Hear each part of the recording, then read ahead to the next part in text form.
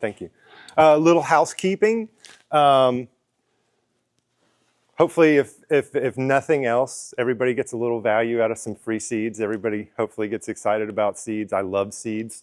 So I brought seeds for everybody today. I've also got some special projects here if anybody wants to look at those.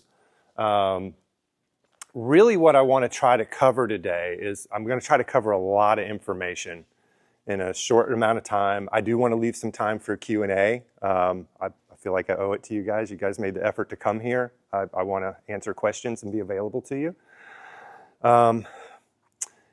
Two big things, I guess, for today is I want to encourage everybody as they approach their plants, always think, what's the plant doing? Why does the plant produce these secondary metabolites? Like, it works out for us, but you know, a lot of the secondary metabolites are protective.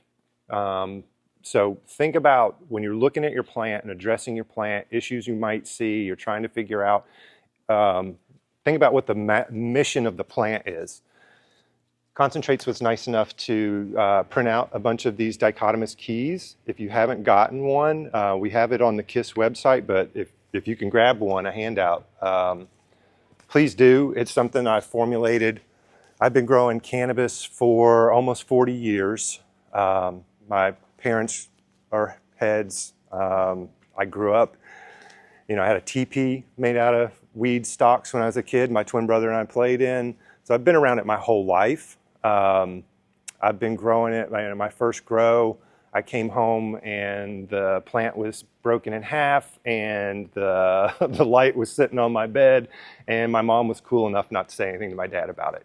But so I've been growing for a really long time, doing a lot of different techniques. I've got 19 years of salt experience and then another 20 years of organics after that.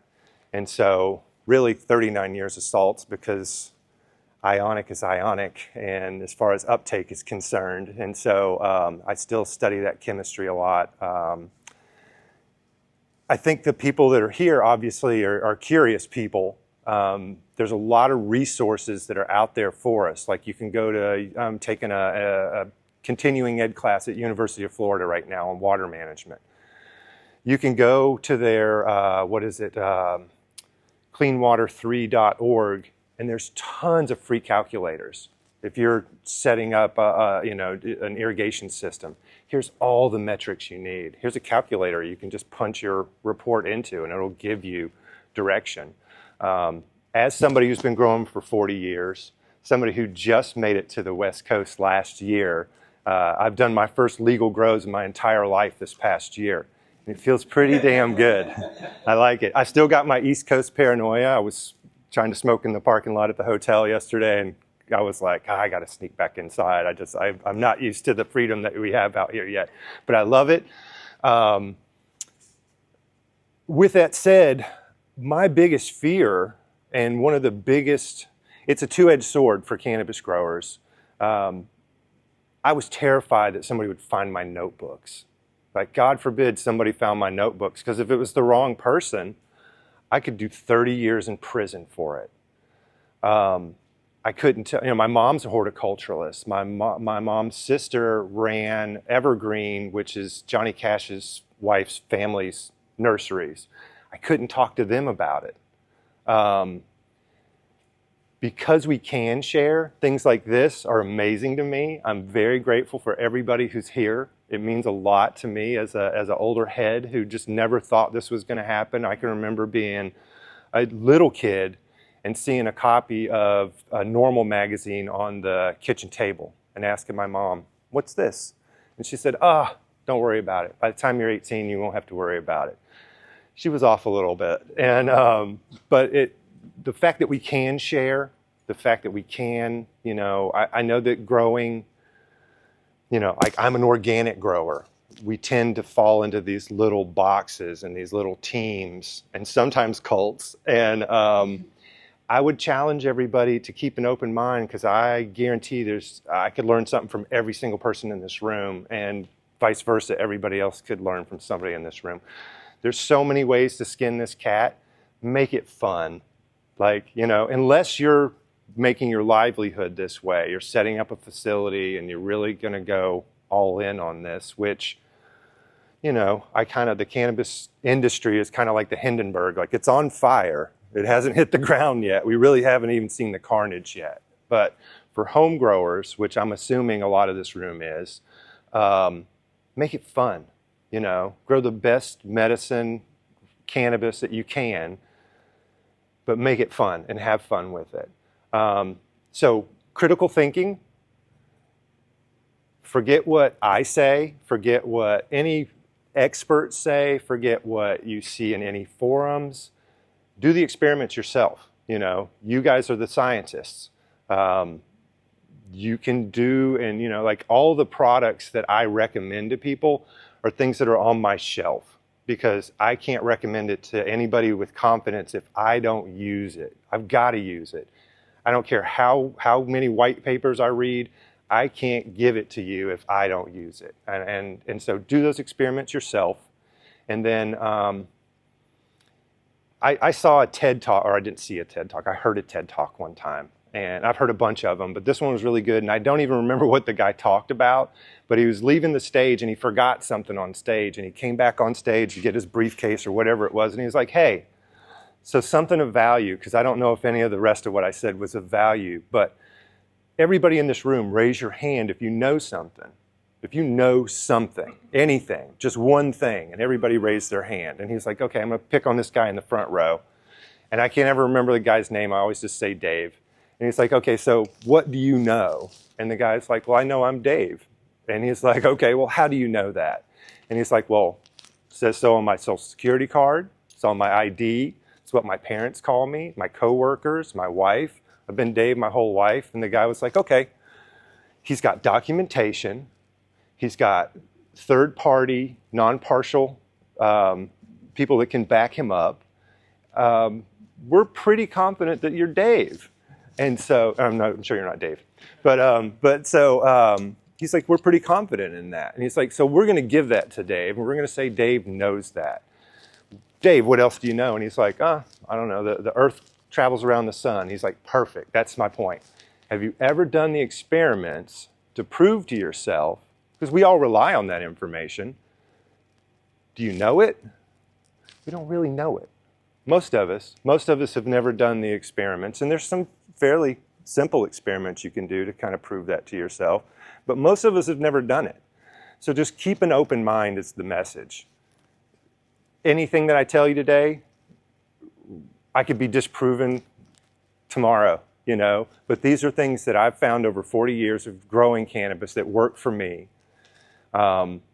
Most of this that I'm going to talk about today, I've been doing for decades. It's not new stuff. And so I feel very confident about it. Do I know it? Osmosis is a theory. You know, it's a big deal for us. Osmosis, you know, we're growers. It's a theory, you know, so keep that in mind. So I want to talk about, well, actually, let me do a quick survey. How many people here are indoor growers? Outdoor growers? How many people are organic growers? Salt growers? Okay, hey, I do it sometimes. Every problem has a solution, and sometimes it might be a little bit of salt. And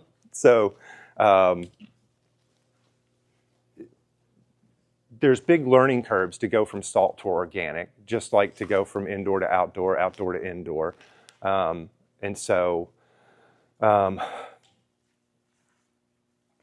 If I'm an organic, predominantly indoor guy. I ran a hemp facility. I was a founder of a hemp company in South Carolina. We did a lot of work with federally funded HBCUs, historically black colleges and universities. So there was a lot of federal money. And so we did a lot of outdoor trials. And so I've done a lot of outdoor trials in pretty bad environments. South Carolina's not famous for its lack of humidity, its lack of rain, its lack of hurricanes, any of that kind of stuff. And so I tend to have a certain area of focus. If when we get done with this, if I haven't addressed the way that you like to grow something, because that's what it's about, how you like to do it, please say, hey, go back through that limiting factor and let's talk about this style of growing that I do. So the approach to this class, like how do you talk about cannabis? How do you even start? And so some people like to talk about life cycle, you know, start with clones or seeds and go through it. I really like to address limiting factors because I feel like that's what's most valuable to growers. You know, there's always going to be a limiting factor. It might be light, it might be fertility, it might be too much water, too little water, but there's something that's limiting your growth. And that's the house that's on fire. That's the one we want to address. You know, everything else we can kind of ignore. And there's certain areas, like I do the agronomy for KIS. I do all the soil analysis for KIS Organics. There's certain things that when I'm working with a new grower, we're just going to skip all this, you know, because I'm really going to lead them into a mess if we start trying to put teaspoons of copper sulfate into yards of soil. Things can go bad really badly. The worst farm I've ever consulted on, farm in South Carolina, out on the islands, like 3 or 4 generations of organic growers, really good growers. They got a hemp, some kind of federal grant to do hemp one year. Went out, did their agronomy. They had a really good year. Things went well. They're all in. They doubled up their acreage the next year.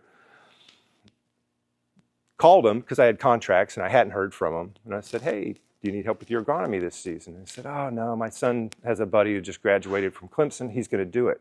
Okay, awesome. Call me if you need something. So 2 months into the season, I get a call.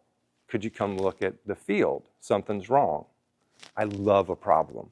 I will come to your house for free because I love a problem. If your plants look great, I'm not coming. But I love a problem. And so I was like, yeah, I'd love to come out there. And like everybody, I've got ego, you know, it feels good to be right, you know. So like, I want to see this mess out there. So I go out there and I literally just was sitting there thinking, I'm in the wrong place. Like, I don't see anything. And so a few minutes later, the farmer pulls up, walks me over, and sure enough, I was looking at the field and he had 10 acres of plants this tall, crispy, brown, necrotic, dead, not coming back, nothing viable on these plants. Do you have a soil report? Can I take a look at it? I don't. Do you have the soil prescription? I do. And they had added Solubor, so boron, on a level that you wouldn't add nitrogen. Nitrogen drives the train. Boron, like most trace elements, it acts like enzymes or catalysts in the plant, and so it's just recycled over and over again. It's not composed into the plant. We'll talk about this in a little bit, but a little bit goes a long way. And they lost this field for 8 years. And so there's levels to how much you want to tinker. Always follow scientific method if you're gonna tinker, which I love to. I have so many different projects going on, hoop houses, grow rooms. It's because I can only do so much tinkering in one room at a time because you only want to move one switch at a time. Keep everything else the same. Always use, you know, when I got into organics, you guys would have loved me. I spent every penny I had as fast as I could get it. Oh, I just heard this guy said that coconut, well, I gotta get all the coconut water. I gotta get this, I gotta get this. If you move one toggle at a time, you can see if there's a statistically relevant bump to the dollars you're spending. You know, I work for a company that sells products. We're here at Concentrates, they sell products. I want to support, you know, we do a lot of work with Concentrates and they've got great products. Make sure that they're getting what you expect out of these products. You know, use products with a goal in mind. Don't just throw everything at the wall. I can tell you from personal experience, sometimes it works out great. Sometimes it doesn't. But so I want to talk about limiting factors. I want to talk about the things that you can do to control your grow and to kind of have guardrails. You know, so we can have a lot of fun and do all kinds of different things, but it's good to have some guardrails that we're working on. We can talk about substrate, light, fertility, your environmentals, all kinds of different things. And so we're just going to launch into it. Since we've got Jennifer here, and this brings up a good point too. When you are, there's always somebody smarter in the room that you're in. You might not know it, but there's somebody smarter than you in every room that you're in. Find a pro. So if you want to work with lights, find somebody like Jennifer. She can not only tell you like how to set up your PAR map, how to get the best, it's not just to get enough light. You want to be efficient with that. That's why we don't burn high pressure sodium and metal halides and that kind of stuff now. Like if I go into a new facility and they don't have LEDs, something's wrong, because I'm watching, I've been growing pot for a long time. I used to get anywhere from $8,000 to $6,000 a pound. I'm watching companies keep their doors open with $400 pounds. It costs an Athena guy $400 to grow that pound, and so we have to be efficient now. We didn't used to have to be efficient. You could water your plants with gold because you were going to get gold for it. But the trade-off is I don't have to worry about going to jail, and I like that trade-off a lot. I love it. So if you have the opportunity to talk to somebody, like Jennifer, that can help you with rebates if you're a facility. Obviously, if you're going to grow a couple of plants at home and maybe clandestinely, you don't want to talk to anybody about that. But always find a pro. If it's integrated pest management, find a pro. If it's fertility, find a pro. If it's pathogens, find a pro. Those people will save you a lot of time and money. I've spent a lot of time and money wasted chasing a misidentified pest or pathogen. I was at a facility, they called me in, something's wrong with the plants, we can't figure it out, they're just dying from the bottom up. Okay, let's go take a look. So I went in there, they thought it was potassium, and they'd just been pumping these plants with potassium sulfate and chasing this, and the first thing I did is pulled out a loop, turned a leaf off, and was like, you've got russets. I've got to go, but call me and I'll tell you how to get rid of them. And so, a misidentified problem there. They'd lost almost a year thinking this was a fertility thing. And I will say, as a fertility person, people always think it's fertility. I get calls about, my plants are light bleaching, it must be fertility. I've got seeds forming, it must be fertility. It could be. You could have crazy fertility that could cause a plant to hermaphrodite. So it could be, but it's the pollen that's creating the seed, So I always think critically, like what's really going on. We had a lot of very inefficient light. We used to talk about light inefficiently. We used to, as growers, we used to talk about lumens. We used to talk about foot candles. We used to talk about things that don't really relate to the plant. We want to think about the 400 to 700 nanometers of visible light that is available for photosynthesis in the plant. That's what we care about. And so when we're measuring light, we want to use a PAR meter.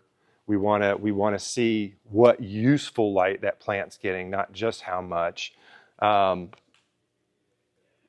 bodies are amazing, miracle, incredibly sensitive. We've got limits. You can't tell if the light's giving off 800 or 400 by visually looking at it. It's just going to be intense. That's all you're going to know. It's going to be uncomfortable to stare at. And so meters are really good. And part of me delivering limiting factors to you guys is to give you those guardrails and to give you some metrics on where I like to go. I've used a lot of different types of lights. I've used fluence, science, black dogs. I hate blurples. Don't get blurples. Don't do it to yourself. We want to visually inspect these plants every day. You can't with the blurples. You got to turn the light off. You got to go turn some white light on. It's just, they're just not fun to work with for me. But again, if it's fun for you and you like it, do it. First thing you want to think about, and Jennifer, correct me, is when I'm talking about lights, I don't talk about the lights. I talk about the footprint that you're going to grow in. That's the first thing I want to map out. And so once I have a footprint that you're going to grow in, and I know if it's going to have aisles, if it's going to be beds, pots, whatever, then where I know what I've got to light, then I can do a par map. And I can ensure that you're getting the par that you need for that stage of growth that you need. Cannabis loves light. It can take a lot of light, and you can ramp the light up really, really fast, usually on cannabis. With organics, something that we see on a regular basis, a lot of times like week 3 of flower, we will see magnesium deficiency. Magnesium is the central element in the chlorophyll molecule. There's a very high demand for it. It's also a larger molecule, and so it's a little harder to get in. And so we'll see that on a regular basis. 2 tablespoons of Epsom per gallon as a one-time drench will fix that. You can also back your lights off. And so that's a good note that there's more than one way to solve a problem, you know. So you could dim those lights and reduce that magnesium need, and then your plant will do better. You can add more magnesium.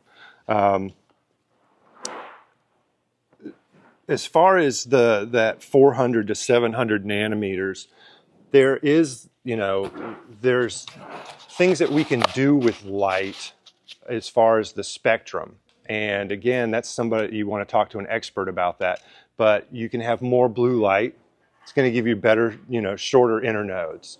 You want to move towards your reds for your flower. You know, like a lot of us who've been growing for a long time, we did HPS just straight through. We weren't doing CMH or anything like that for veg. It was just more efficient for us to hang lights one time and leave it.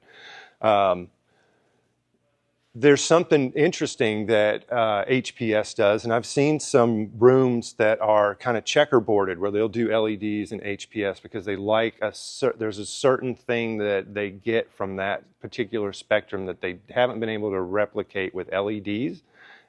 That's a kind of subjective thing, though. You know, it's not something you can just put data on and say, I like this better. You know, can you show me a white paper or some data with, you know, a different terpene expression or something like that? Then I'd be interested in that. For efficiency, I really just, I love LEDs. The amounts of light you want to go for, clones, 100. That's more than enough. We're not trying to stress these plants. We're not trying to grow these plants. We're just trying to keep them happy while they can form a callus, put out new roots, and then you can start driving them. I like my veg to be anywhere like 300 to 600. And there's big ranges. Like we can build a Nissan Sentra. We can build a Lambo. It's real hard to wreck a Nissan Sentra. It's real easy to wreck a Lambo. It's fun, but it's easy to wreck. And so again, with these guardrails, you can kind of pick where you want, you know, how hard do you want to, do you want 1200 ppfd light? Do you want to run gas at 1600?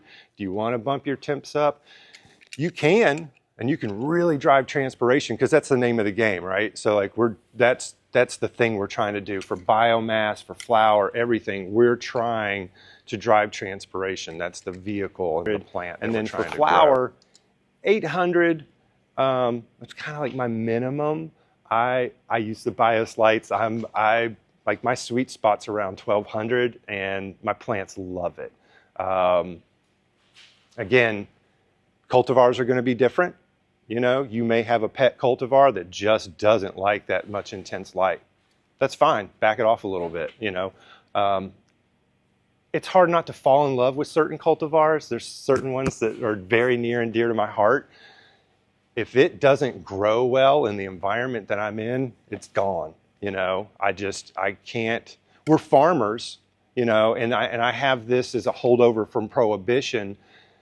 I had to be efficient. If I wasn't, you know, I'm risking my life and liberty. I had to be efficient. I couldn't, you know, I had to stay under 99 plants so I didn't have to talk to the feds. You know, I had to, you know, and so like if this plant was looking a little weak, it's got to go because I've got a better one to take its place. And so another hold off of Prohibition that I will say has worked out nicely, the other side of that sword, like it was terrifying because you couldn't share and you couldn't talk and you couldn't be proud of something you were good at. And that sucks. That's lame, you know. It's nice to be able to fluff your feathers and show what you're good at. That's what a passion, is about. But the good side of it is it made us really good at just about every little, I wouldn't know how to do electric. I wouldn't know how to frame. I wouldn't know how to do a lot of things if I in terms of construction, if I wasn't a grower.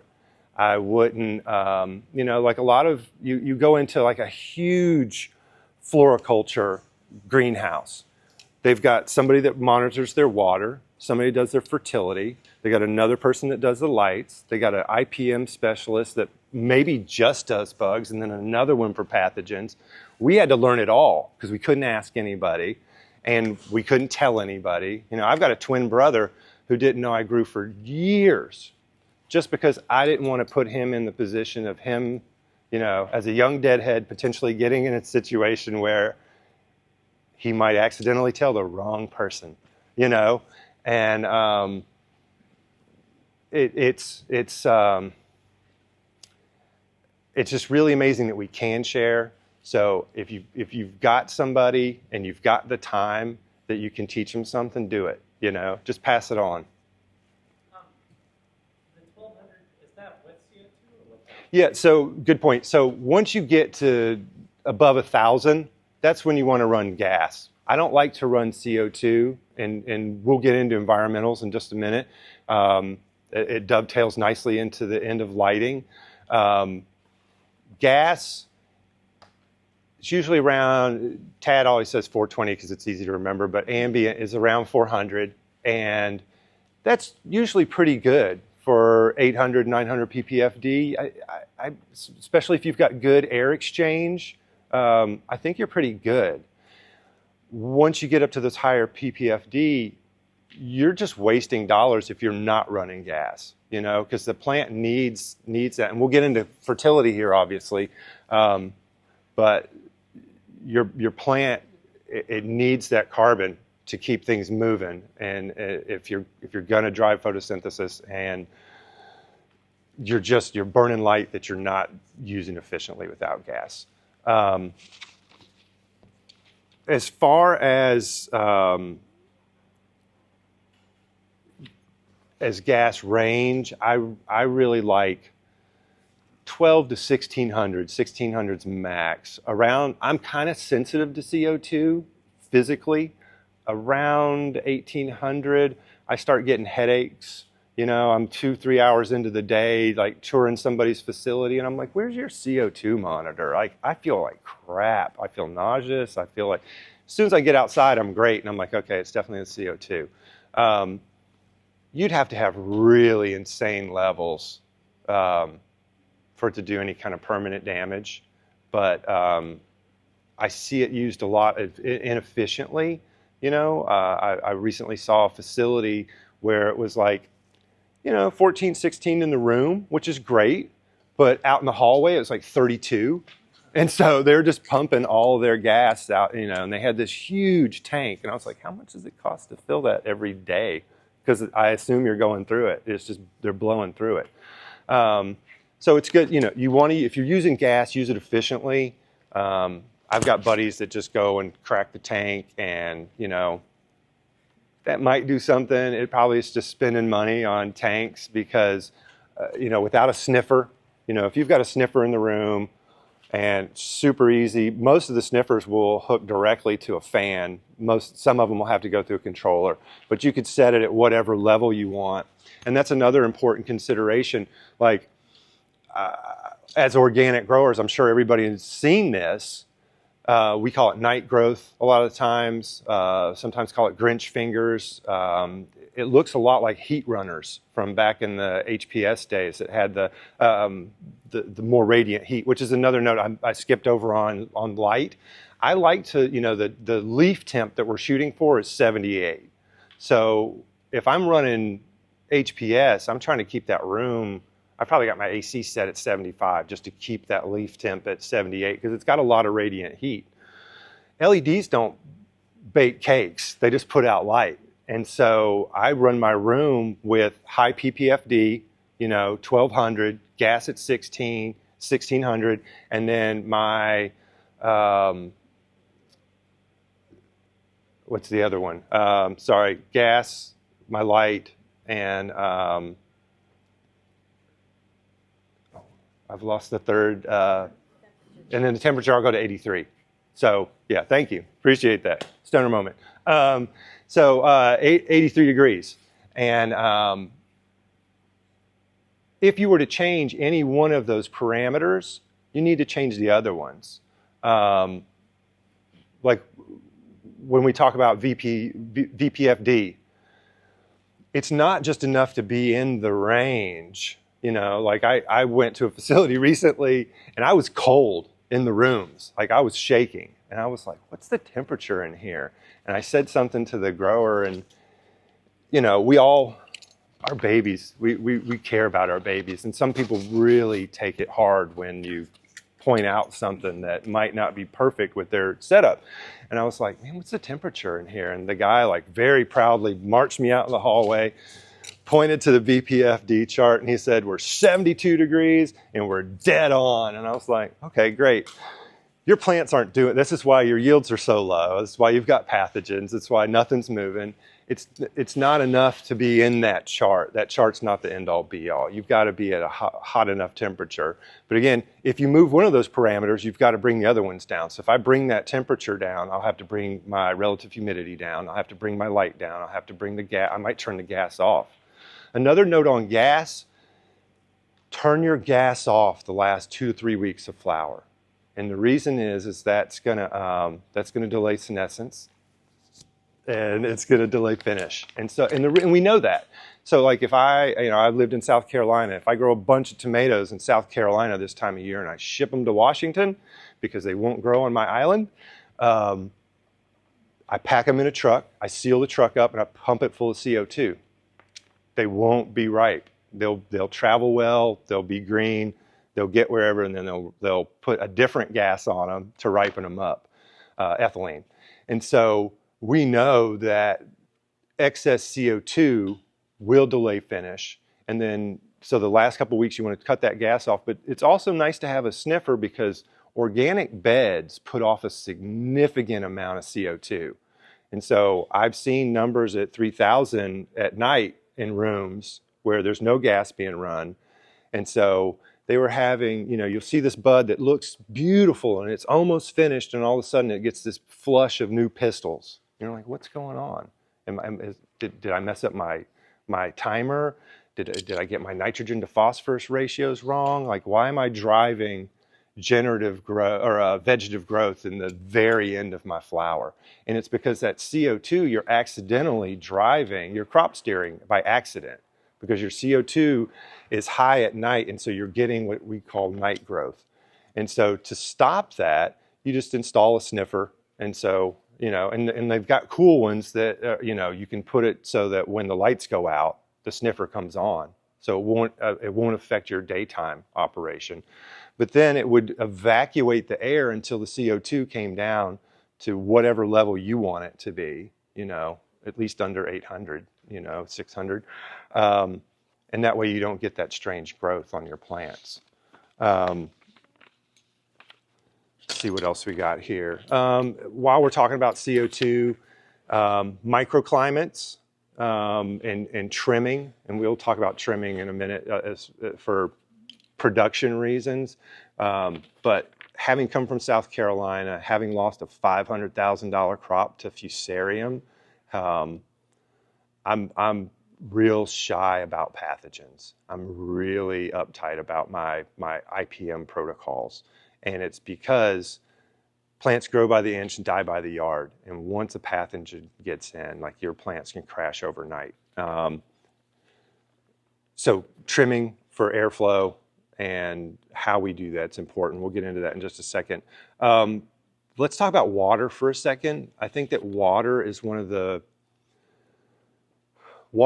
are one of the least utilized tests, and one of the most important tests that we can take, because water tests are, it's like any kind of the, KNF ferments, all the hippie stuff that I do. All that stuff is a liquid fertility. It's a version of available nutrients. It's not Miracle Grow. It's not Jack's. And I apologize to Jack's for naming them at the same time as Miracle Grow. But Jack's is a great product. And if you do use salts, it is the best one for your buck, lowest heavy metals. I know Dr. Carrie Peters, their lab's amazing. And if you're going to use salts, that's the one I would use, hands down. It's the best bang for your buck. It's super cheap. They inspect all the inputs, they inspect all the outputs, that you'll get a label on every bag with a serial number, and they do quality control on all of it. So if you're doing salts, that's my favorite. Water in most cases is okay. It's in those guardrails. Sometimes it's way out of line, you know. And so anything that you apply to your beds, pots, anything like that, it's a form of fertility. It might be really low, but you know, at my house, I have very hard water, so I've got a lot of calcium. You'll never see calcium deficiencies at my house. It's just, but it's a problem because if I want to use emitters, it's going to clog them, you know, so I have to use different forms of watering than that. Water is the #1 reason for crop loss across all of agronomy across the world. Overwater, underwater. The symptoms look the same because you're dealing with root death. This is one of Tad's favorite things. I'll do a little nod to Tad. When you see a plant that's wilting, most people think, oh, it needs water. I'm suspicious. I want to go over and do a pot lift. I want to go pick it up. I want to go stick my hand in the water. You know, that's one, you know, I love a meter. I love an expensive, cool toy. Don't you dare give me one. You'll never get it back. But organics, it's really important to use your senses. Put your hands in, smell it, you know. One of my favorite memories with one of my sons is out in the garden. He's digging in the soil and he's like, smells so good. And I'm like, nice. You know, and he's like, almost like you can. I'm like, no, don't eat it. You know, he was really little, but it was funny. And, but we need to use our senses. If it smells bad, something's wrong in organics. You know, you're off-gassing something. Something's wrong. You've gone anaerobic. There's an issue. And so use your senses. You know, don't have to just rely on meters. And so there's, you know, water's the hardest thing to teach. And like when I had the facility in South Carolina, I had 10,000 1-gallons I had to check every day. And so if I'm teaching somebody to water, they hated me because I'd be like this mother hen, just like 1,001, 1,002. Like I'm doing plant counts, you know, like, or water counts, like while they're watering. And after a month, I'd be like, I think I got this. And I'm like, well, you actually watered that one twice. You didn't water that one. Pick it up. And so watering, when you've got a huge field of plants in front of you, it's easy to miss one, you know. Doing pot lifts, putting your hands in the water, those are really crucial tools. And like, if I'm teaching somebody, I don't let them use the cool gadgets until they've got the art side of it. There's the art and the science of watering. And the art, I think, to be a really good grower, I think learning how to water is probably the most essential thing that you can learn how to do. And to know that art side of it to where you don't need a meter. What's a good brand of moisture meter and kind of what price range? There's a bunch. So there's one that's really expensive that's like $300 or $400 that Tad loves that does an EC and a moisture percentage. And we've been able to use a tensiometer and look and see and compare and come up with some pretty good ranges we know. He likes that one because we have a warehouse and it's really easy for him to walk over, punch it into some soil and be like, okay, we're mixing according to our recipes, but we're getting the EC, the moisture's where we want it. And so he likes that one a lot. I prefer like a Blue Mat tensiometer. I like the digital ones that you can just move around. I have a couple of cool little tools that don't require batteries, like a Kelway that will give you the pH of a substrate. You just push it into the substrate. Phenomenal, amazing tool. So like, and pretty darn accurate, like amazingly accurate. There's certain tools that we have out there that are really cool, that can get you into trouble. There's a really cool lab in Louisiana, and Tad had the doctor that runs that on the podcast, but they've got a tool for heavy metals. It's essentially so you can jump in a you know, if we got to go see a Superfund site, and we're going to jump in a golf cart, we're going to drive around this place, and we're just going to shoot this little laser-looking thing and go, oh, we got to remove this. That hill over there, it's totally fine. And so it's an amazing tool. It's not particularly accurate for parts per billion like cannabis is held to on a, you know, facility legal range. You know, like we didn't even have, this is like a little pet peeve, we didn't even have metrics for heavy metals for baby food 3 years ago. Cannabis, the numbers that we're held to are, and I'm admittedly a very heavy user of cannabis. I love cannabis. I love weed. I'll just say it.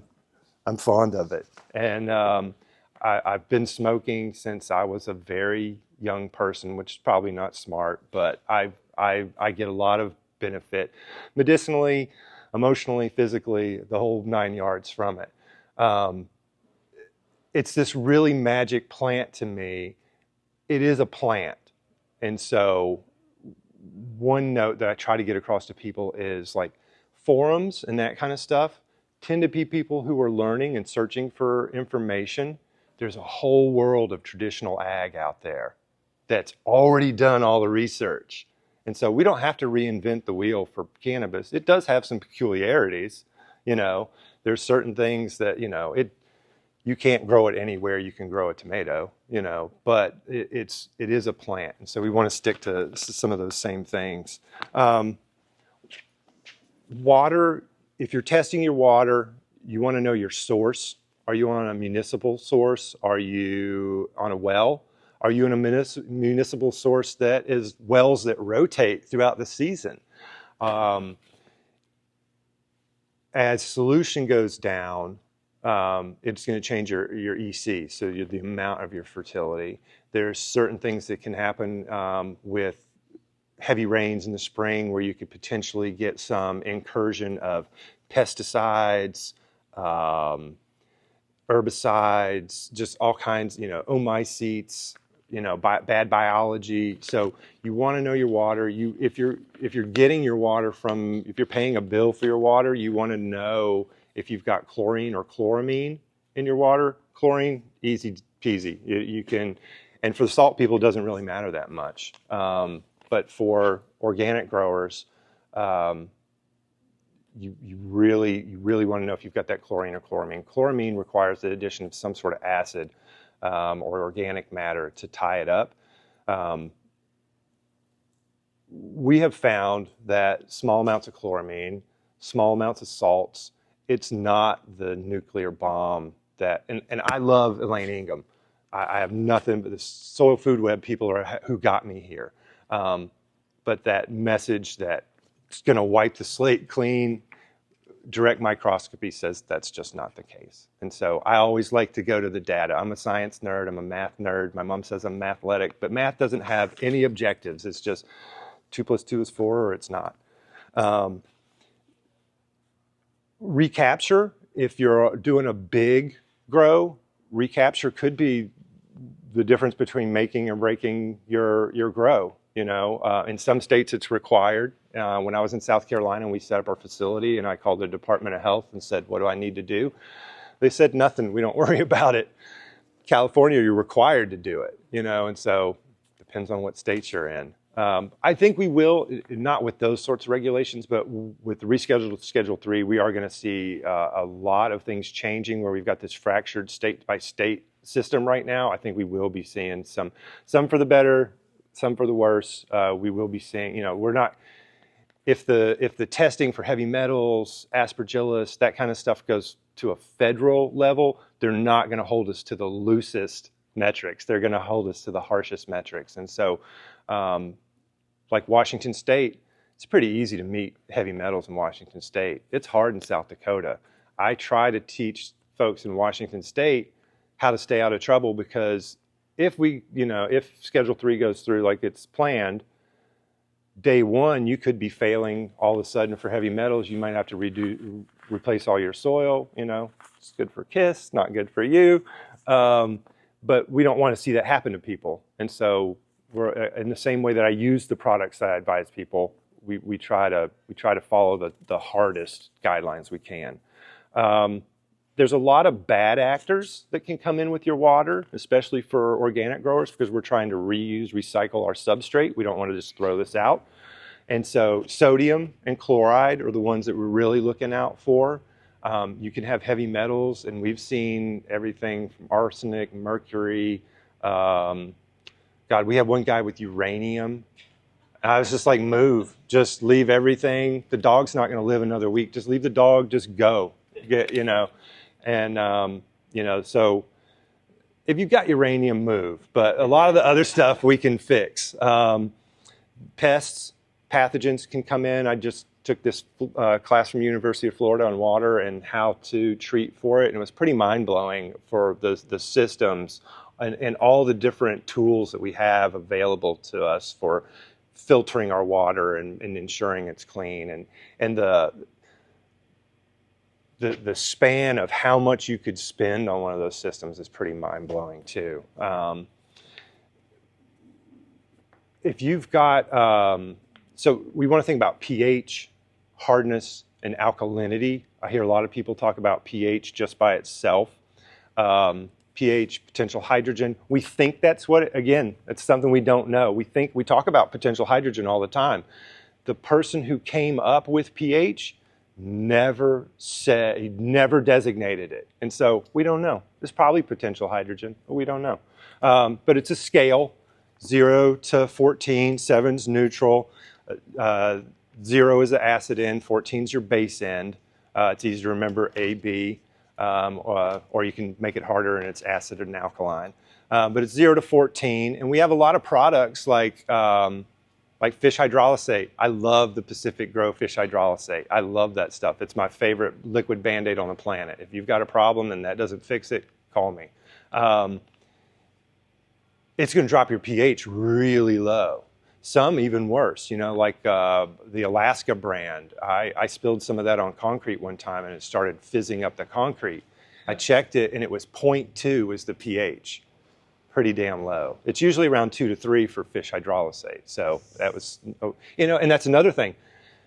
Just because it's organic, just because we can buy it here, doesn't mean that you don't need to use proper PPE, personal protective equipment. Sanidate. Some of these peroxide products, you'll drop somebody, 30 feet away from you as soon as you open that bottle. You want a respirator. Some of the stuff we use, potassium silicate, heavy, super strong bases are just as dangerous as super strong acids.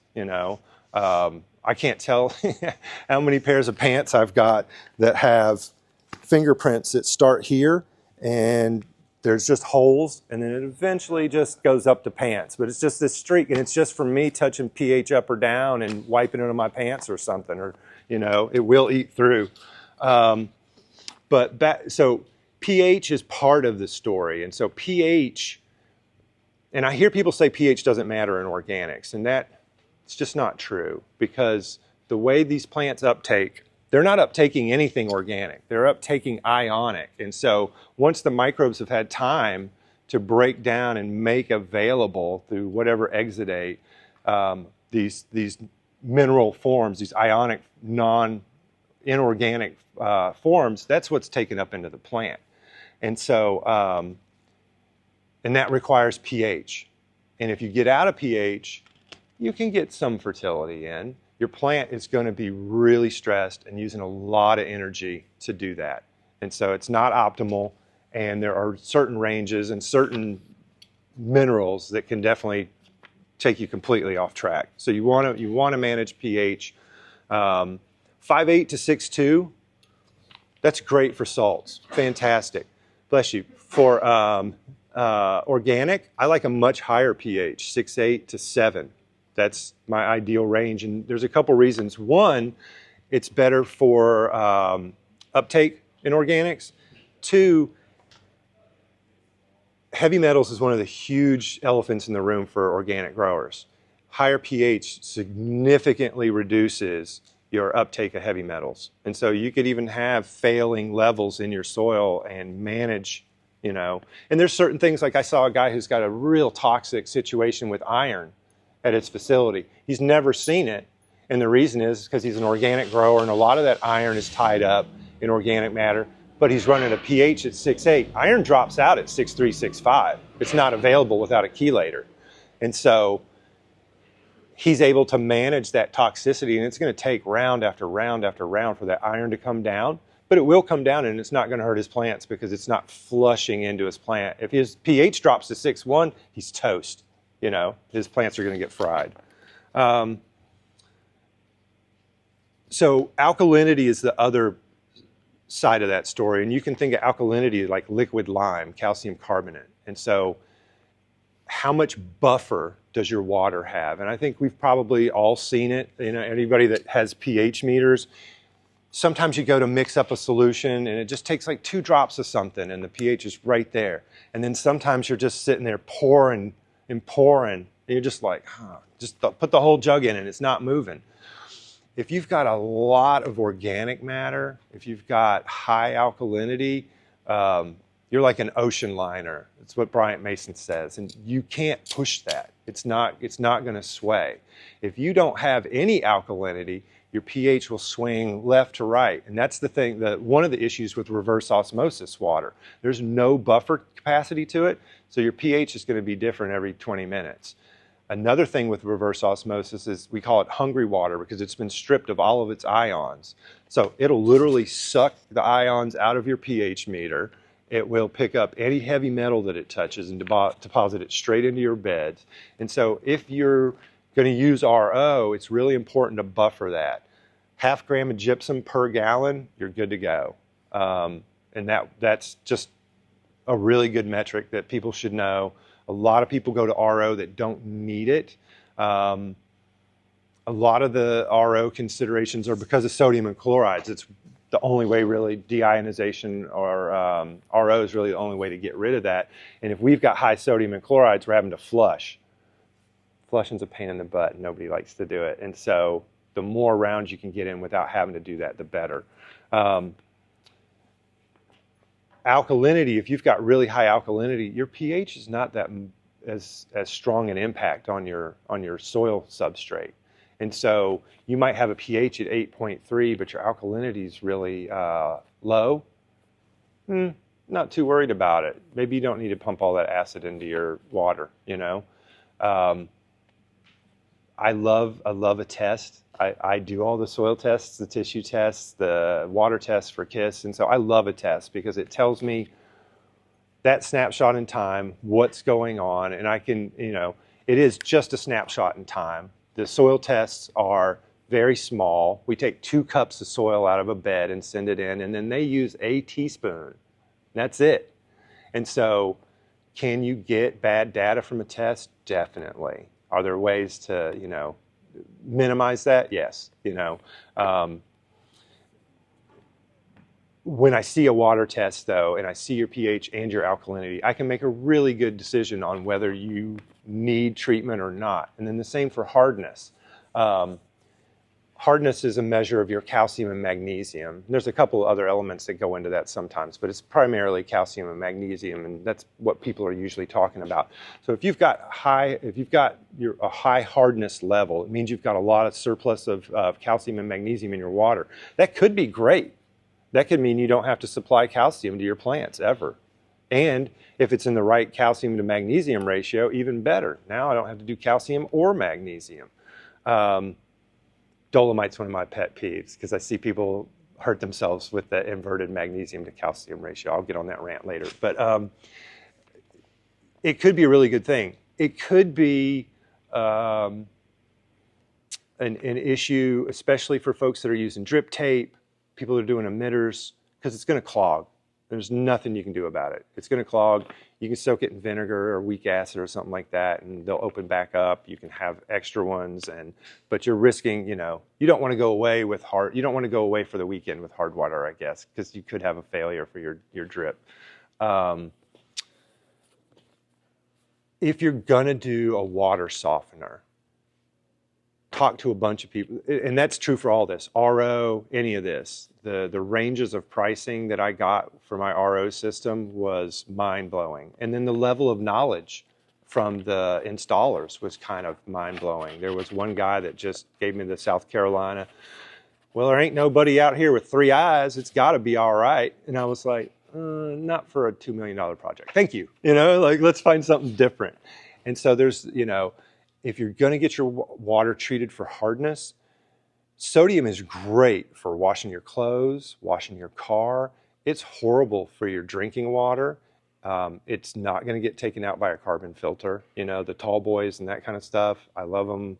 They're not going to get rid of your sodium and your chloride problems. It's just not going to happen. It's got to be RO. But so if you've got calcium, though, or magnesium, and it's really bad, or you really want to use drip emitters or something like that, you can get a water softener. Ask somebody for potassium. Potassium's a nutrient that your plant already needs. Sodium's not. And so, and potassium's something that our bodies need, and sodium, we don't. And so that's just, if you do a water softener, go that direction. Hardness target, under 150. Alkalinity is kind of the same. When we talk about the meters that we were talking about earlier, M-bars, for all these metrics, light, we can talk about PAR, we can talk about PPFD. M-bars is usually the metric that I look for when I'm discussing moisture levels with somebody. And so all those different blue mat tensiometers, things like that. There's other tools for managing moisture, but I just feel like the tensiometers are one, that's kind of the lay of the land. That's the language that most growers are using. Air exchange. And so that venting, reasons you might want to vent, heat, CO2, and humidity. I live on this very temperate, very buffered island in the Sound. We never break 70 degrees. We never freeze. And so with a really simple intake exit and just a tightened controller, I can manage my CO2, my humidity, and my temp. I don't even have to have an AC unit. So if you're super lucky, and you might be in a spot where you don't add stuff that you don't have to add just because somebody else is doing it. Use what you need in your environment. Like Steve Cantwell, like he can do a lot of stuff in that high desert with cover crops I can't do, that would cause me a lot of heartache. And so match the hatch, Fertility, this is my favorite thing. I'm a chemistry nerd, and I love soil fertility. That's what my real passion is. There's a lot of metrics we can look at. EC, it's not going to be the same as we think of it with salt, electrical conductivity, because we're not in a true solution in soil. Your EC will change in your soil as your moisture levels come up and down, so keep that in mind. We're always trying to keep stasis in our rooms. We want to keep, things, and with that said, we do want to change things, like we're going to drop gas off. We might change temperature a little bit at the end, things like that, but we do want stasis for the most part. As solution increases, the EC is going to drop. That makes sense to everybody. We add more water, there's less percentage of salt in there.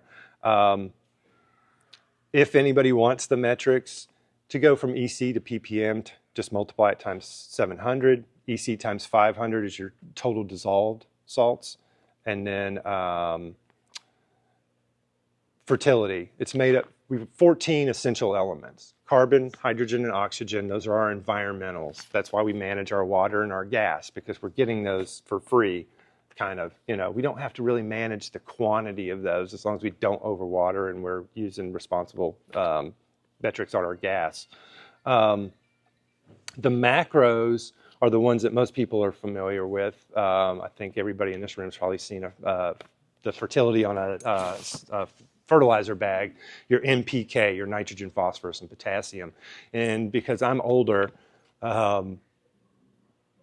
we were taught that those were your macros, NPK. Now we teach that it's also calcium, magnesium, and sulfur.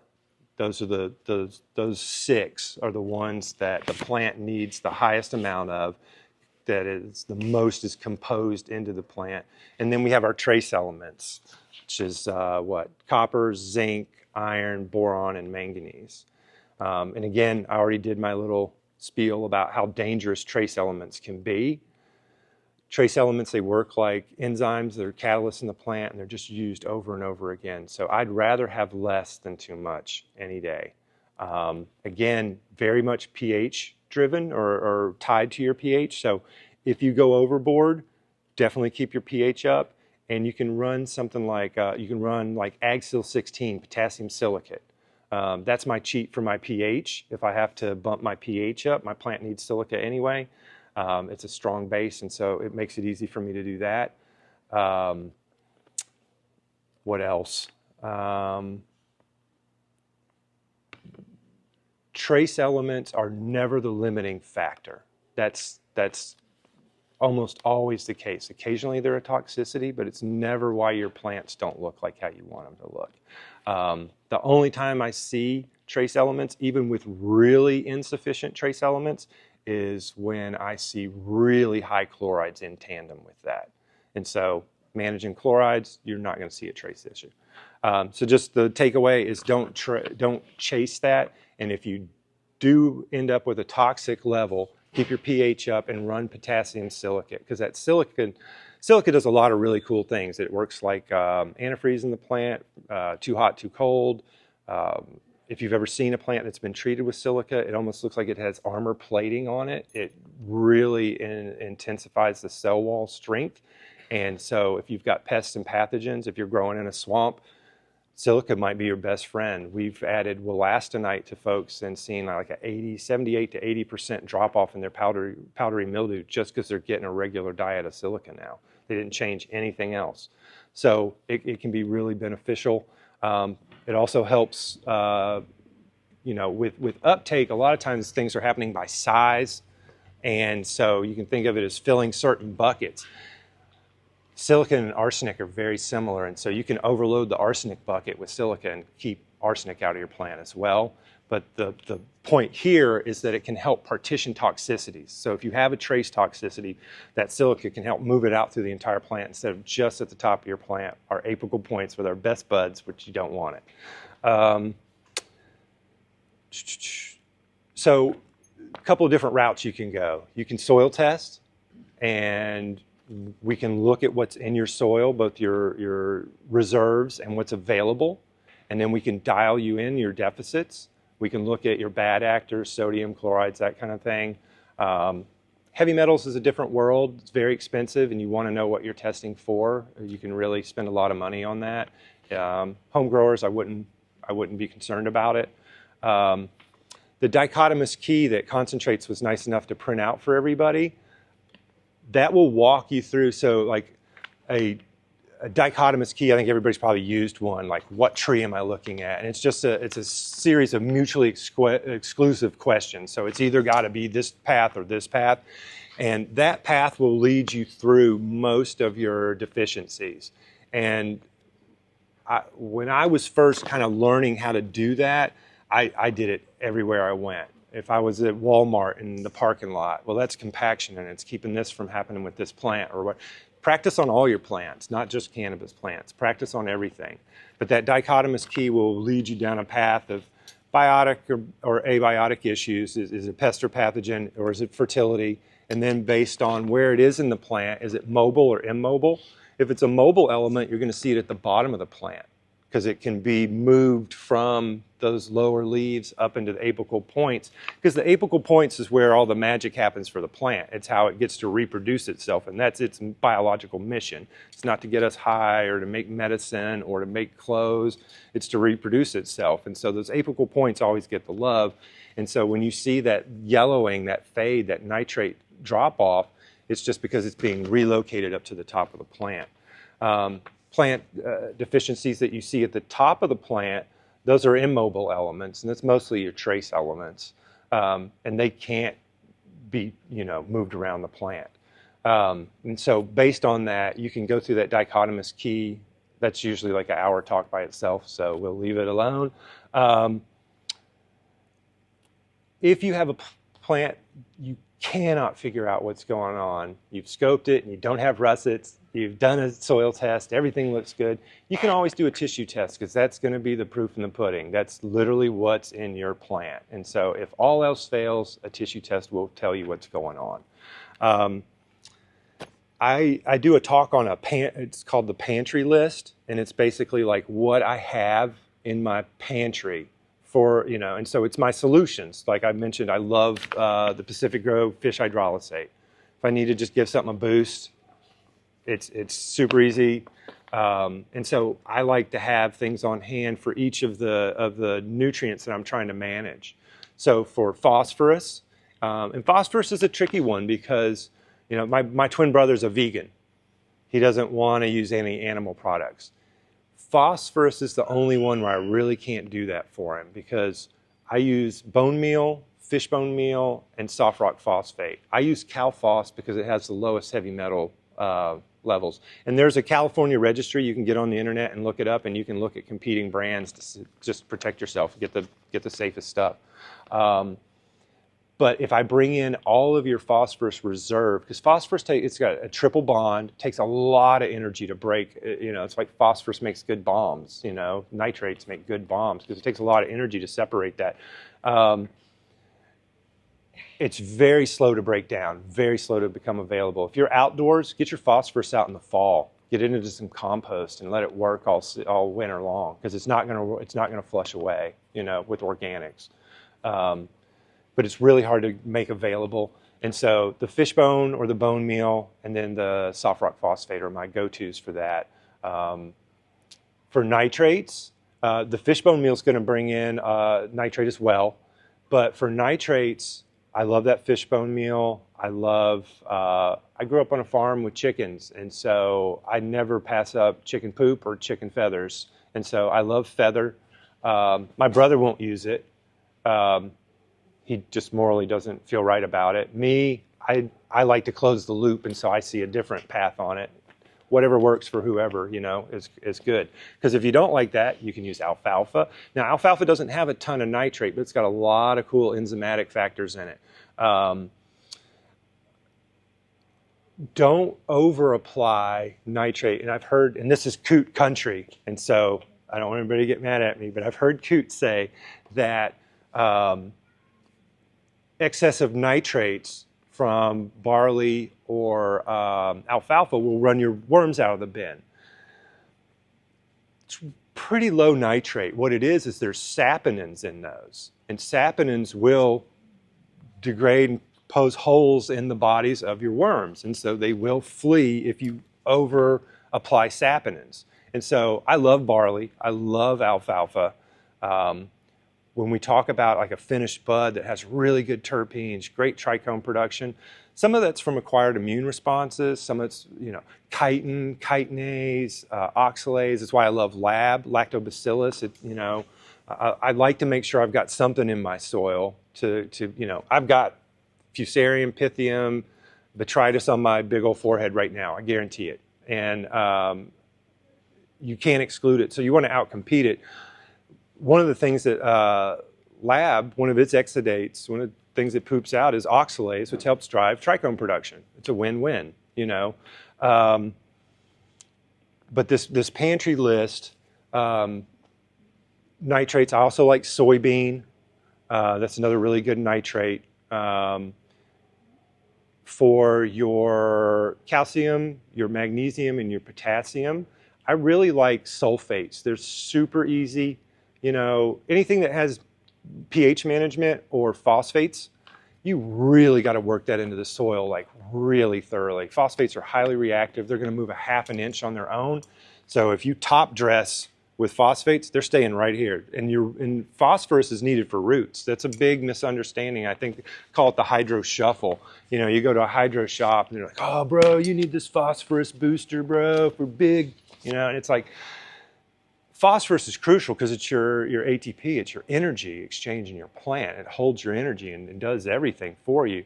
It's crucial for roots, it's crucial for fruit set, but it's not going to drive a big fat bud. That's calcium, that's potassium, and adequate nitrogen.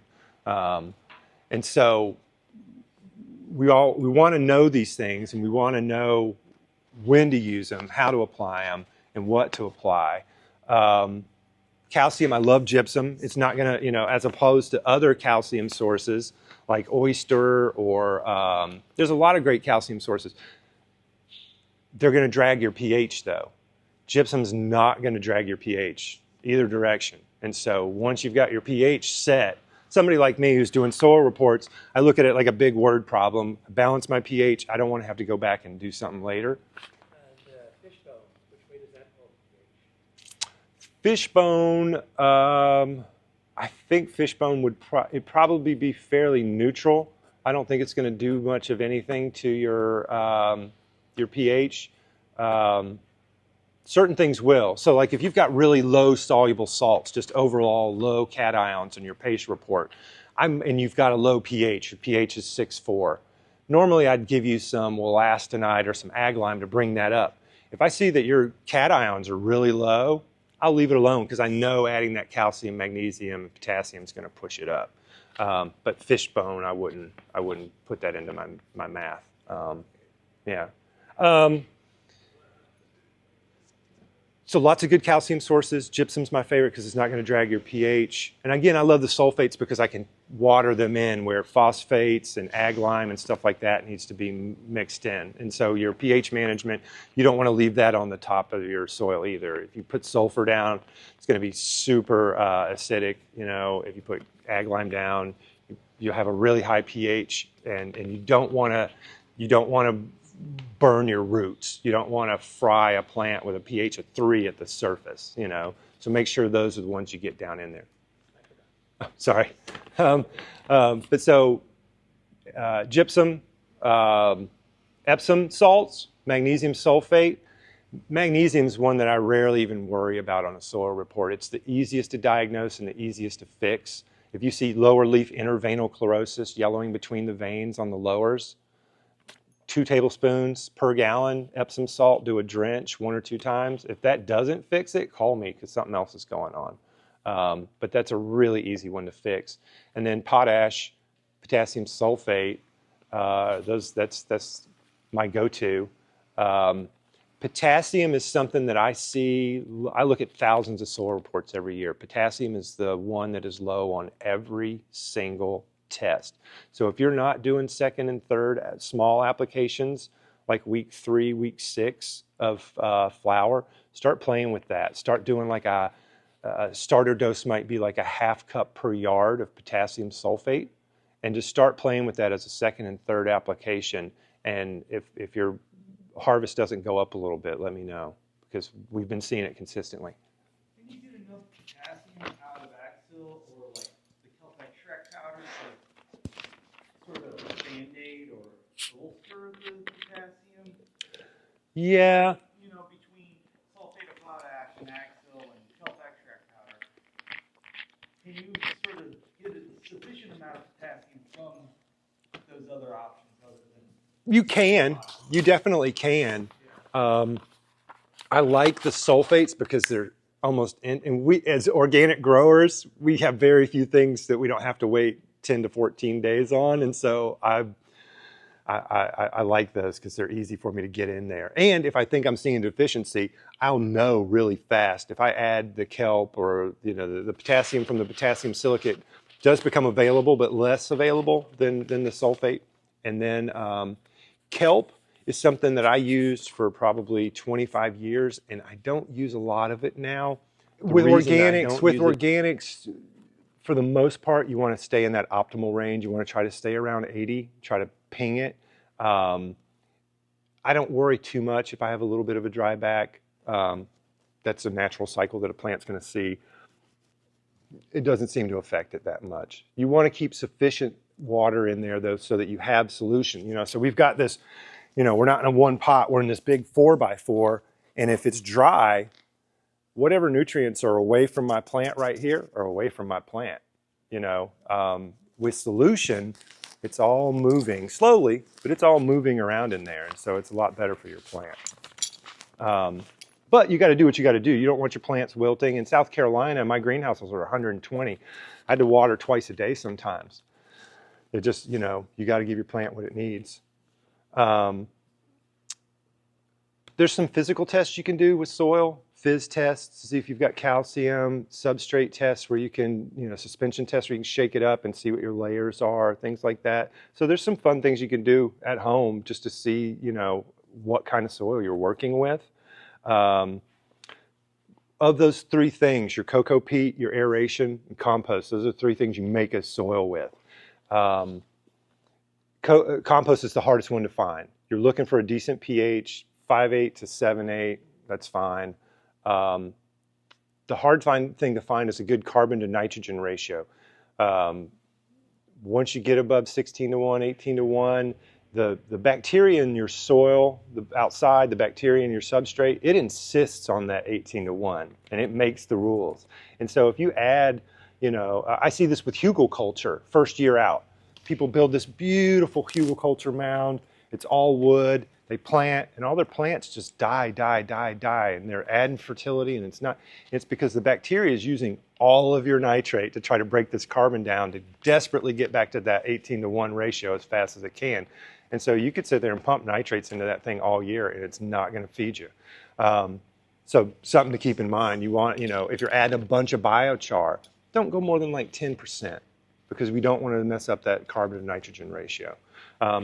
Poisons in the dose. We use a lot of amazing things, and some of them you can definitely overdo it with.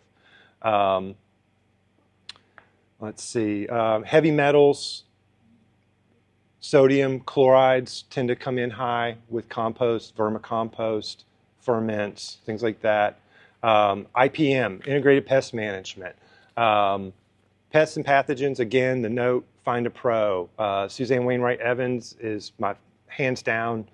She's a godsend that she deals with cannabis, and she puts up with us. And I know that some folks think she's grumpy, but I get it, because like people do the same thing to me. They'll call KIS and they'll be like, "Where's Tad? I want to fight with Tad." And I'm like, "Oh, well, Tad's busy. You can fight with me," you know?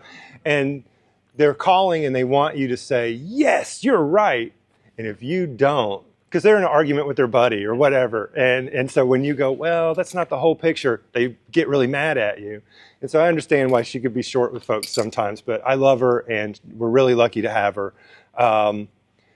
Indoors, outdoors, obviously different approaches. I love outdoor because it's very Buddhist to me. Like, if there's nothing that can be done, there's nothing to be done. And so I cull plants all the time. I'm a farmer. If it's not going to make it, if it's taking up space, it's got to go. Proper ID is crucial for both pests and pathogens. Like I mentioned earlier, you'll spend a lot of time, a lot of heartache chasing problems where there might have been a really simple solution. It all starts with cultural controls. So here's my old facility. I had positive pressure on the door, meaning when you open the door, air blows out. So whatever's flying around me hopefully gets pushed out. I step out of my shoes, leave them outside. I step inside and immediately into a bleached shoe, bleached croc. And to be completely transparent and honest, I'm an old soccer player. I played soccer in Indiana, and I've got crappy feet and crappy knees. And so I kept a really good pair of shoes there that just never left that room. I had bleach mats. You had to put on either scrubs, or if you're a visitor, you had to put on a Tyvek suit. And if we didn't like you, we'd put you in the really tiny Tyvek suit on the hottest days. And that way we'd get the inspectors out of the building really fast. So pro tip. But then I'd spray your hands with rubbing alcohol, and then you could go in. And I still had tree frogs in my building. So it's not if, it's when. And everybody will eventually get a pest or a pathogen. It's part of growing. It doesn't mean you're a bad grower. It doesn't mean, it just means you got it. And so the important thing is, I really try, you know, when it comes, you know, exclusion is key, crucial, crucial, crucial. The way we get problems, most of it is by sharing. You know, we share russets, we share root aphids, we love to share hop latent. We love to share that. And so if you're taking in genetics, have a quarantine space where you can scope stuff, you can dunk it, you know, just have a safe space as far away from your plants as possible so you can check stuff. If you're taking in genetics, if you don't care, go for it. If you've invested some serious time and money, you might want a COA that plant's got 6 months worth of negative hop latent root tests, you know? Like a month might not be enough. Tissue test might not be enough. You definitely want a root test for hop latent, but be careful what you share amongst each other, you know, because that's how we get bit. And then you want to stay vigilant. You want to be scoping, you want to be scouting, you want to look at what a healthy leaf looks like. I would love it if every grower looked at the bottom of a healthy leaf with a scope, because then I wouldn't get 10 calls a week. I've got eggs all over my plant, and it's just water leaving the stomata. And so, like, it's, you know, and I'll be 100% honest, the first time I saw it, I had the same reaction. I was like, oh crap, you know. It's just water leaving the stomata. And so look at a healthy plant. Look at the roots on a healthy plant. If you have a plant that goes down fast, it's probably a pathogen. Plants that crash overnight, get it out of there. But when you do, break it open. Look at that stem, see if it's discolored. Look at the roots, like find out what happened, you know. And if you do have a pathogen, you know, or you know, like if you flush, you've removed the plant, which is a big part of the immune system of your ecosystem. And now you flush, you've got all this water, you've got all this fusarium, botrytis, and pythium that's on my forehead in your bed. It's got a good chance of getting a foothold. So get some trichoderma, some root shield, get some lactobacillus in there and outcompete it, you know, keep yourself safe. But doing these proactive things, so I add trichoderma every round. For bugs, I do Bovaria drenches a couple times around, and it's prophylactic. I don't have a problem, knock on rocks, but if I do have a problem, if something gets in the door, it's not going to get out of control, because I'm doing weekly sprays in my veg. I like to do a combination of some sort of horticultural oil. I like Suff Oil X in Monterey, 60 mils per gallon for veg and for moms. You can use it as a dunk at 30 mils per gallon. That's not, I didn't say that because that's not on the American label, that's only on the Canadian label, but heard it from a friend. 30 mils, and then for the first 2 weeks of flower, 30 mils. Just kind of targeting the under canopy and just make sure I don't have anything. I like to mix that with some sort of Bovaria source, like I like Botanigard, the WP, the wettable powder. The Max is great, but it's got pyrethrins in it, so if you use it one time as a big knockdown to save your butt, but don't use it again, because you'll breed pyrethrin-resistant bugs and then you're in real trouble. Spraying weekly, having really good cultural controls, adding trichoderma in lab, and then just being really careful what you show around with everybody. And then once you're past those first 2 weeks of flower, beneficials are your best friend. And so if you've got a thrips pressure going into flower, and you haven't, you know, I know Suzanne hates the word eradicate. She just wants below an economic threshold. I like to eradicate. I'm uptight. And so if there's any sign, I'm going to keep up my Bovaria drenches for anything that's pupating the soil, thrips, aphids, whatever. And then I'm going to bring in specific beneficials. You know, if I've got 2-spot spider mite, I want Persimolis. If I want to match there's a lot of great generalists, Californicus, there's the wonderful generalists. Like lacewing is good for thrip. It's a little too slow. Swirsky, you'll get it done faster, you know, and so you really want to target again. And so it starts with that proper ID, you know, because I'll have people call me and be like, oh God, I've got thrips. I'm devastated. And I'm like, you've got russets. You're really devastated, you know, because like, honestly, if it's not hop latent or root aphids, you'll be all right. You'll be fine. You'll be totally fine. Those two take, and russets takes a lot of work to get it out because you can't see them with your naked eye. And so are they gone? I think they're gone. I'm not seeing damage. Oh crap, they're all back, And so just if you have one of those problems, stay vigilant, continue to treat for it. And then just some, I don't know, some elephants in the grow room and some side topics. We already talked about heavy metals, pH, silica, biochar, good things for that. Training and pruning. Don Marshall, who taught at blanking, but he's Tad's former botany professor. And he has amazing gardens, and he's only like 20 minutes from my house. And so I go over there with Tad and film sometimes. We're doing an introductory botany course because a lot of cannabis growers, we're enthusiastic, don't have a lot of background in agronomy. And we're hoping that we can kind of bridge the enthusiasm with some tools. But Don's a really great resource. And we did a pruning video with him.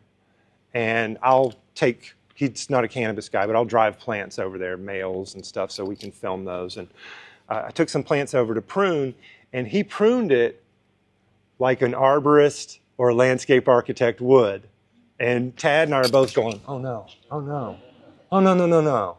And so he's like explaining how we're opening up the plant, and we're going to get light from this side, and we're like, and so when we got done, he's like, you guys don't look good. And we're like, yeah, that's not how we prune. We prune for production. And so the traditional, there's a couple different shapes that cannabis plants can take. A lot of them will traditionally take that kind of Christmas tree shape. If you see what I call the candelabra, where your branches are growing way out and up, get a hop latent test immediately. That's one of the early and it's in the name. A lot of people are like, I don't have hop latent. I'm like, it's in the name. It's latent. And so until something gets really out of whack, I've worked with facilities that had hop latent for years, had no idea, and did good returns. 2.2, 2.5 for every 4x4. They didn't think they had it. And then something happened. They had like a power outage or something, and the whole building got super hot for a couple of days. And all of a sudden, all hell broke loose. And they were like, what is going on? And it was very obvious. You could just touch branches and they'd fall off, hop latent, classic hop latent stuff. The weird knuckling at some of the joints. And it just all showed up. They were great before that. So just because you don't see it doesn't mean it's not there. So be careful. Mulch and cover cropping. This is another one that people get really mad at me about. And outdoors, I love mulch and cover crops. It solves a lot of problems. I do mulch and cover crop in all my outdoor gardens. Indoors, it makes it really hard for me as the agronomist, a lot of extra work if I have to manage your cover crop plus your cannabis. So it throws my math off. So it's selfish, and for selfish reasons, I don't like it. The nitrogen fixing that you're getting from clover and things like that, it's not available to the plant, to your cannabis plants. That clover's not that nice. It's feeding itself. Once you turn it, cull it, turn it, and it breaks down, now you do have some nitrogen. So outside, it's free nitrogen. It's great. People think because we're humans, we think we live on an oxygen-rich planet. We live on a nitrogen-rich planet. And so we're getting that free nitrate outside. It's great. Outside, we have to deal with erosion. If you've got erosion indoor, maybe try an instrument, try painting, you shouldn't have erosion indoors. And so the benefits that you get indoor are, for me, far outweighed by the pest and pathogen potentiality that you're staring at. And again, it's not, I did all those things and I had tree frogs get in. So if you get a pest or a pathogen, like I've got a guy I've been talking to for 6 years. He's had thrips for 6 years. He also refuses to get rid of his straw mulch. He just loves his straw mulch. It's the best mulch in the world, man. You got to understand, and I'm like, if you get rid of it, you'll get rid of your thrips. And he finally did. And now he hasn't had thrips for 2 rounds. And so it also makes a big mess when you have to re-amend and turn your beds. You don't constantly want to, again, that carbon to nitrogen ratio. A little bit of carbon's great, but you don't want to constantly be putting a high level of carbon into your beds. And so for me, I don't like to cover crop or mulch inside. If you like to do it, do it. Do the hell out of it. But just be very vigilant, scope, be extra careful on the pests and pathogens if you're cover cropping. When it comes to outdoor growing, are there any particular plants you like to co-plant with your cannabis that can help deter some of those pests? Yeah, I kind of treat that, that's a great question. I treat that in the same way that I treat like a compost tea.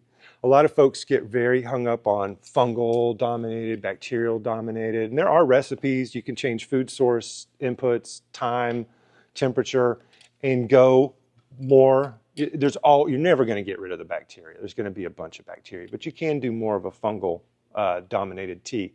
Once it hits that substrate, it's going to go back to whatever predominantly that substrate's already liking. And so outdoors, when I'm trying to keep pests away, I kind of take that shotgun approach again, where I'm not really trying to do any one particular thing, but I get a lot of beneficial insects into my garden, lots of wasps, ovipositors that are going to take out aphids and all kind of mites, all that kind of stuff. And so I just like a lot of flowering plants. You know, for cover crop, I like hairy vetch, red clover. You know, there's certain things that I like, but the more the merrier. The more flowers you can get into your garden. I mean, it's just pretty, you know, it just puts a smile on your face, honestly.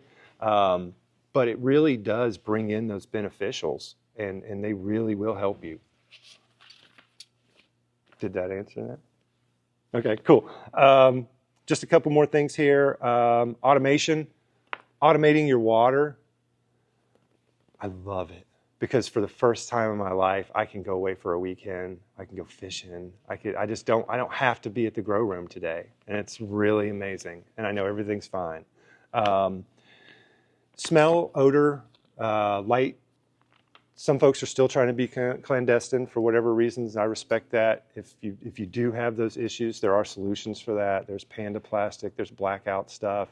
The first thing I ever did in a grow room was hang curtains, hang a Venetian blind behind that, and then put like 4 inches of plywood over that window, because the first time a kid knocks a window out with a baseball, and you go to jail for it. You make sure you cover that stuff.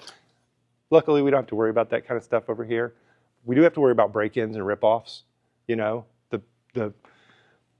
as much as I like to share this stuff, I don't tell people where I live.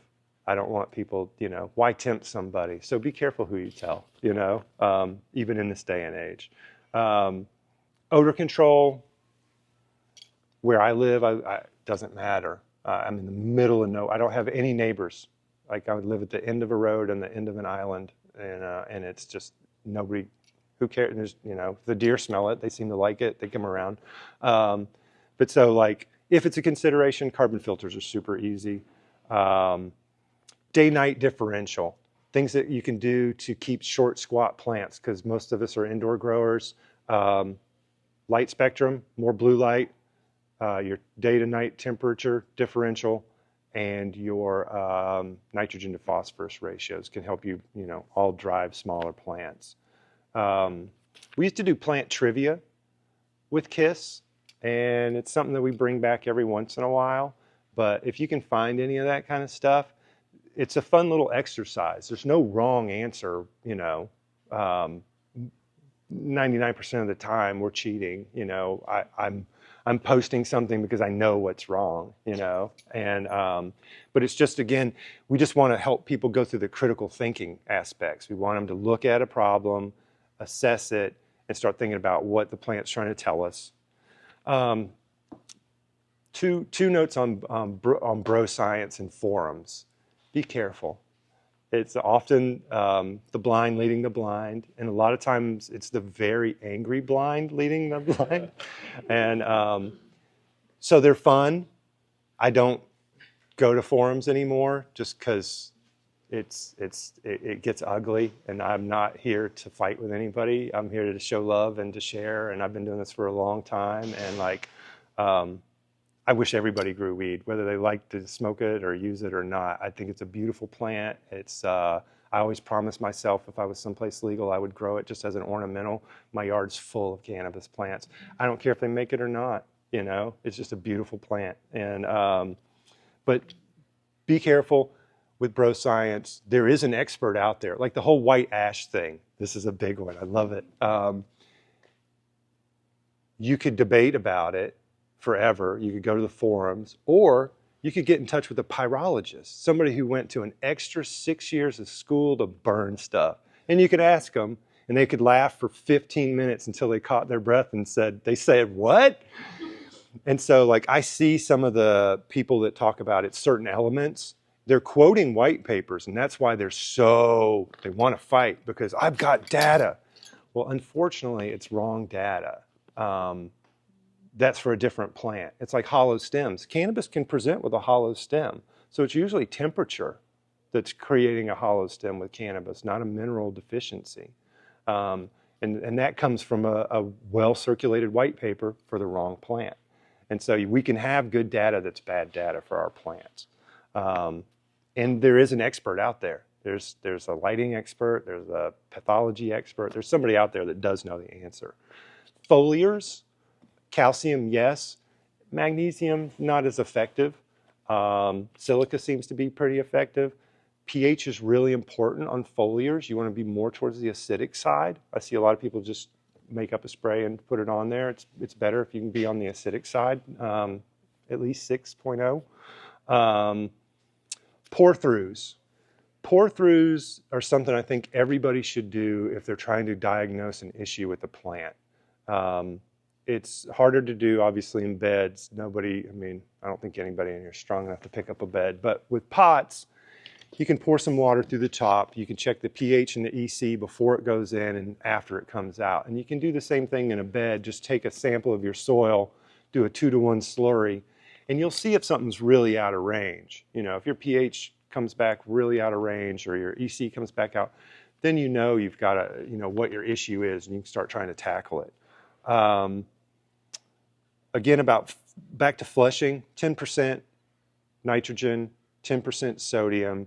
You want to flush 40% by volume, so 40 gallons after you've made sure that your soil's fully homogeneous. You're not counting that initial runoff.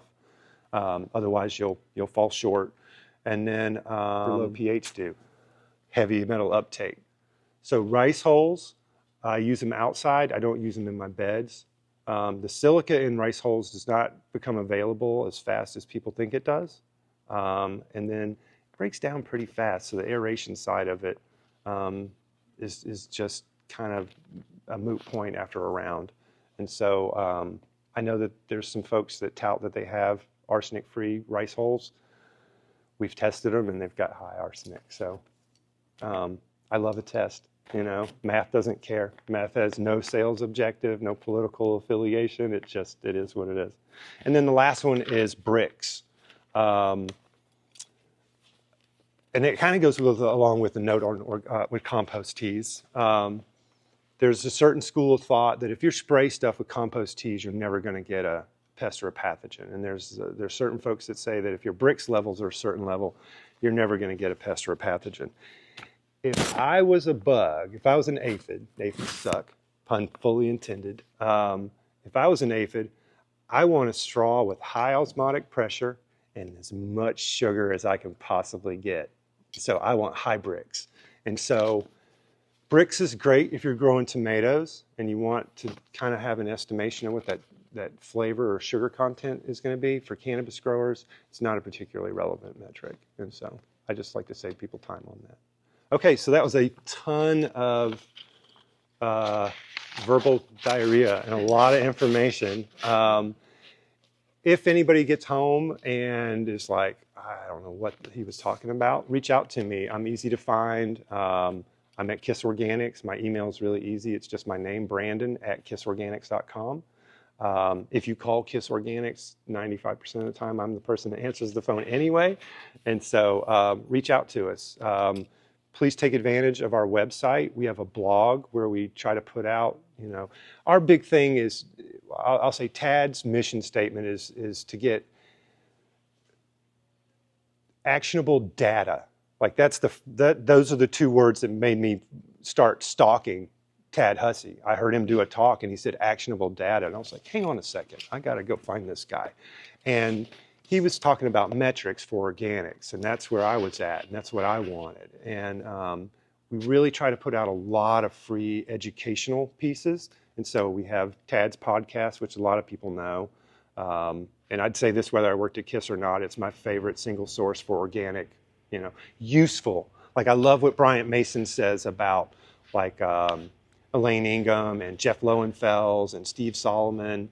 And I got to give Steve some credit. Steve does have some math in there, but for the most part, that's kind of like the Pulp Fiction of organics. Man, it's exciting. You're going to save the world, and I'm going to brush my teeth with compost, and this is amazing. We're trying to give you some actionable data. Here's some math. Here's so you can keep the guardrails. You can be consistent. We want you to be predictable, and so we do have a lot of educational stuff on our website. You can catch me on Chad Westport's, Mr. Growitz's KIS podcasts. I usually either host or co-host the book club. We just suspended book club for a month because I need a breather because I'm taking all these classes. And we're going to start back up in the fall with some more nerdy stuff, some more math. But we host a book. And we read through it and field questions, and that way people have access to me and Tad and Dr. Ben. And we also do an end of the month hangout that sometimes we have a special guest. We've had Kyle Miller from BioBee come on and talk all things bugs. We've had Dave and Brian from Crockett Family Farms come on. We had Jennifer come on and talk with her husband about beekeeping and honey, and they were nice enough. If you're in the area, Beelicious, get you some. And yeah, I just want to thank Concentrates again. Thank you guys so much. I'm very long-winded, and that was a lot nobody fell asleep. I'm very impressed, and thank you so much. I really appreciate it. Anybody got any questions? Yeah. Building, constructing the soil mix. Mm-hmm. What's your sort of go-to between aeration and peat/cocoa? Because you mentioned 10 to 15% for compost, right? Somewhere in there. Do you just split the I split it half and half. Then next question. Pacific Grove. The dilution rates on the jug seem extremely high, like a quarter cup per gallon. Is that pretty? It's in a half cup. I don't know. It's strong. It's strong. Is that like? My wife hates it. Feeding a cherry tree or something or other. I would sort of recommend like tablespoon to 2 tablespoons. Is that effective? I don't know about tablespoons, but I usually do it as a half dose for sure. I can't remember what the jug says, but I do it as a half dose, and it does, like, it'll turn my plants around. That's another thing that I should say. When I up pot, when I go from like a 4-inch or a 1 gallon into a bed, I really like to push plants. I like the Lambo. I've got my foot on the gas all the time. I have no brakes, and so so that I'm not waiting for that. I do a 5-day veg, and people are like, what? And so what I do is I do an aerated compost tea. I'll come in, I'll get a 50-gallon drum. I'll put 45 gallons of dechlorinated water in it, and I'll set it over here, and I'll start my tea. 28, 32 hours later, I dump in my half-strength fish, pH it back up to a range that won't fry my biology, dump the final 5 gallons in, and then I water in with that. That fish gives the compost tea all kinds of food source. It hits the soil and just goes nuts. And then you've got this available phosphorus for roots. That's like the best cheat in the world, because all the fish is stabilized with phosphoric acid. If it was,